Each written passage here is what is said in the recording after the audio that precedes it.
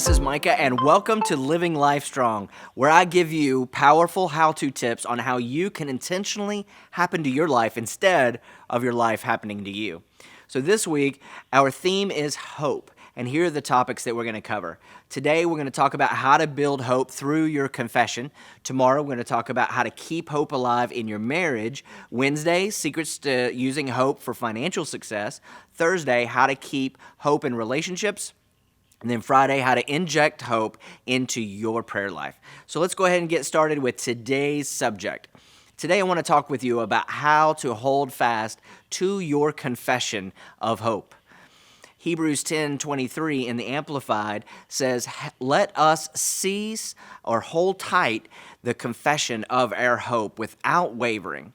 See, it talks about seizing it and holding something tight. And when it's talking about holding tight, what it's talking about is holding tight our confession of our hope. In other words, speaking out of your mouth the hopes and dreams that you have for your future in many different areas. It could be in your family, your finances, it could be in your relationships, it could be with your children, your marriage. And then it says, "For he who promised is reliable and trustworthy and faithful to his word." That's why you speak his word. And so we have to hold fast to our hope, and we hold on to it firmly until the end, our hope in his word. So you see, faith and hope, they go together because faith is the substance of things hoped for.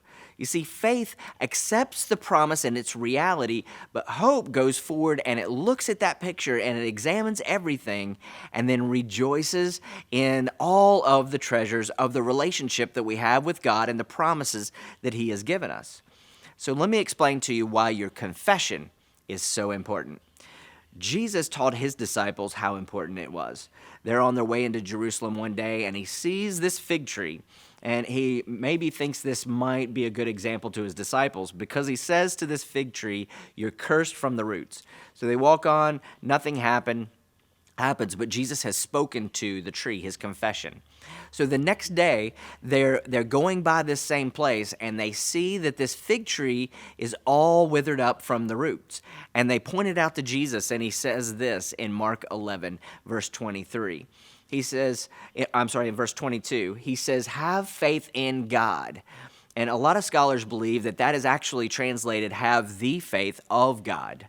And then he explains how the faith of God works. He says, "Truly I tell you, if anybody says to this mountain," and notice that he says that whatever he says, that if anybody says, confesses to this mountain, "Throw yourself into the sea," and they don't doubt in their heart, but they believe that what they say, their confession will happen, the Bible says it'll be done for them. And then he says, "Whatever you ask in prayer, believe that you'll receive it, and it will be yours." So there's two lessons here.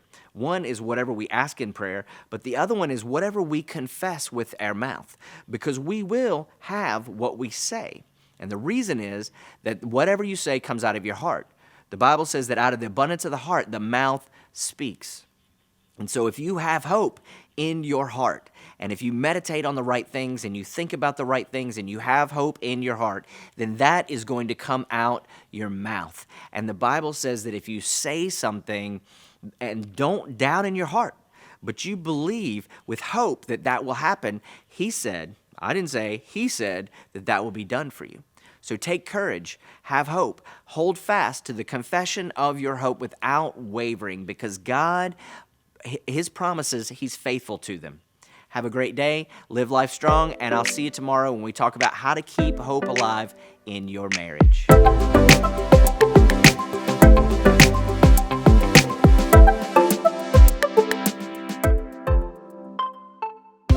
Don't forget to subscribe and follow Living Word on social media.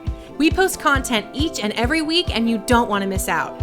Subscribe to our YouTube channel, our Facebook page, and our Instagram, and make sure to turn on notifications for all three, so you'll receive the latest news, updates, and content right at your fingertips.